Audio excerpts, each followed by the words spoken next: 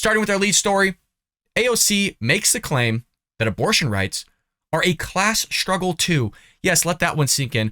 Wait till you see the manipulation and wording on this one, folks. Not only do we have an article, but we got a video to go along with it.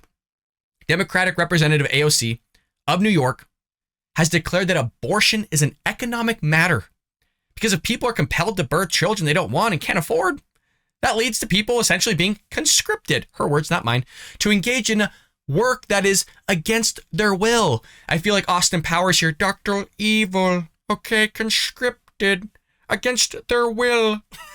I'm sorry, you gotta have fun with this, but this lady is bonkers. What you gotta give her, she's a true politician. This lady knows how to word, manipulate, and twist stuff. Hell, way better than the White House from what we've been seeing.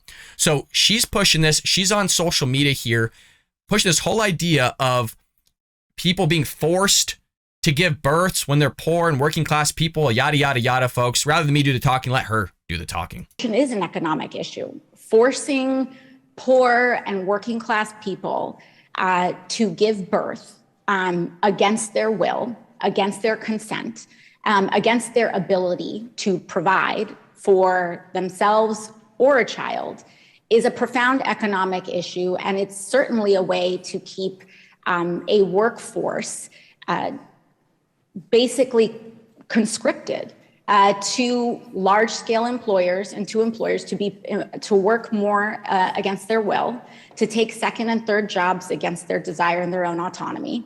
And so the idea that that abortion and access to abortion is somehow not a profound and central economic and class issue and class struggle is certainly something that I think a person who's never had to contend with the ability to carry a child, it belies that perspective. Jesus, folks, this is the Democrat Party for you. I mean, there is so many things that are wrong with what she said, and don't get me wrong, we're going to break it down here, folks. Remember when abortion used to be safe, legal, and rare?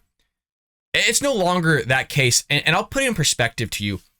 They are literally sending RVs to give abortions, and these RVs are basically being parked right outside of red areas so they could supply people that want abortions right there. So it's not safe, legal, and rare anymore, folks. It's just out there to meet the demands of the people that want to end up killing babies. She goes, abortion rights are a class struggle too.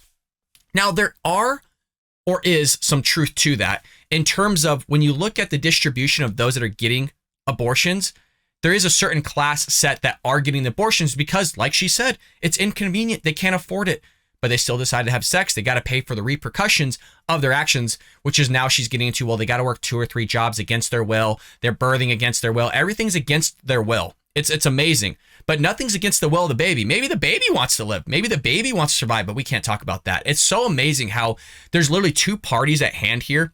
There's the mother and father, then there's the baby, but the baby's always left out of the conversation. It's just about the mother and father, and somehow they're being forced to do things, but never was a conversation was, are they forced to have sex?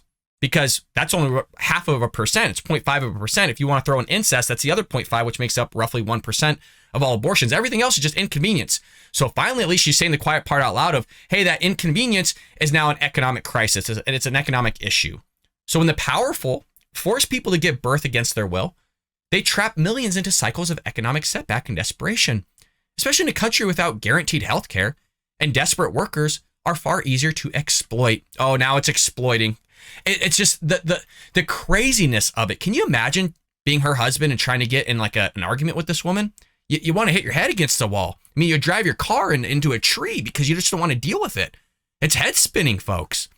During the hearing on Thursday, AOC said abortion is an economic issue, forcing poor people and working class people to give birth against their will, against their consent, against their ability to provide for themselves or their child. Then you probably shouldn't have had sex. If you knew you couldn't provide for another child or another human being, you think you should have put the thing in the thing? Probably not. And she's saying it's a profound economic issue. You gotta love it. It's just amazing. Just murder, folks, is an economic, and not just any economic issue. It's a profound economic issue. Adding is that to maintain a workforce essentially conscripted by employers to take extra work against their will. Because now they're being forced to work. Like people are shackling them up, whipping them, and forcing them to go get another job to pay for the life of which they just gave birth to from the sexual contact that they just had earlier on, about 9 months before. So it's all against their will to take second and third jobs, contrary to their desire. God forbid, you got to sit there and take care of the one that you gave birth to, a little baby child. The Women's March has openly declared that any reason is a valid reason to get an abortion. That's way different than what it used to be. Way different than the messaging used to be. But now this is how it's all changed, folks. It's all changed. In a lengthy Twitter thread on Friday, the left-wing movement claimed that, quote, any reason is the right reason for abortion. Any reason. Remember, it used to be safe, legal, and rare. Any reason's not rare whatsoever. So what are they doing? Now they're, again, sending RVs out on the borders of red states or red areas, depending on where you're at, so you could get something right there for any reason. Another tweet listed potential reasons such as financial insecurity. Remember, it was all about race and incest. That race and incest is the very thing that they go towards every single time. And now what they're doing, they're changing it. Now it's all being changed just to financial insecurity. Isn't that literally subjective? I mean, you can make a ton of money and still feel like you're having financial insecurity because you're spending your money probably in a way you shouldn't be. Or you could be making little money and have the same financial insecurity as the person making a lot of money. It's all subjective. Remember, it's all about your feelings, folks. It's all about your feelings. Forget the kids' feelings. It's all about yours. Because you're not ready for a child. Never want kids. Or already have the children you want. Because a pregnancy would make leaving an abusive relationship harder. See how they cherry pick that? Of course, when you have a child, you must be in an abusive relationship. The patriarchy, folks, the patriarchy. Let's go after all the men. That's what they want to do. Or just because you don't want to be pregnant.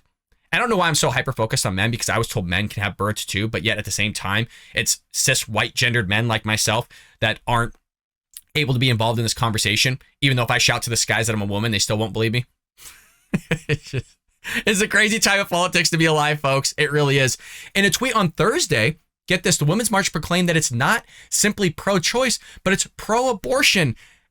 They went from pro-choice to now pro-abortion. They want abortions after birth. I mean, it is wild what these people want, folks. They literally want to cut up a baby after it's already been born. Quote, we're not just pro-choice. We are proudly, unapologetically pro-abortion. They're stoked about this. This is the epitome of the left wing. This is what they want. It's prideful now. You should be proud to kill a baby. Let that sink in. Okay? They are proud to go out and kill babies. I mean, there are literally left-wing people. It's happened on TikTok and all these other places like Twitter. They'll post and they'll say that they will intentionally get pregnant so that they can have an abortion. It's so wild, and that stays up, right? But God forbid that you say a man is a man and a woman is a woman and you get removed. You get silenced. You get banned, censored, all that shebang. We've seen it left and right. Charlie Kirk, the Babylon Bee, the federal senator. Litany of Republicans and conservatives have said just straight, biological, truthful things. But people say, you know what? I want to have an abortion. I want to get pregnant to have an abortion. And that just stays up willy-nilly. Totally fine. Same with Iran. Their crazy chants, death to America, lighting piñatas of presidents on fire, all sorts of stuff. So there you have it. The left is going further left. They're going so far left. We're trying to look for them. Like, where'd you guys go? They're way out there, folks. They're way out there. And God, like I said, AOC is just not a person you really want to have a conversation with because she is loony. We thought, look, there's two sides of the Democrat Party. Here's the Joe Biden side, which is just not there loony. And then there's AOC, which is just crazy. So two evils, two terrible sides of the coin, one of which you don't want to flip either. I hope you enjoyed that clip from the Bald Brad Show. If you did, make sure to hit that subscribe button so you can stay up to date on all our future content.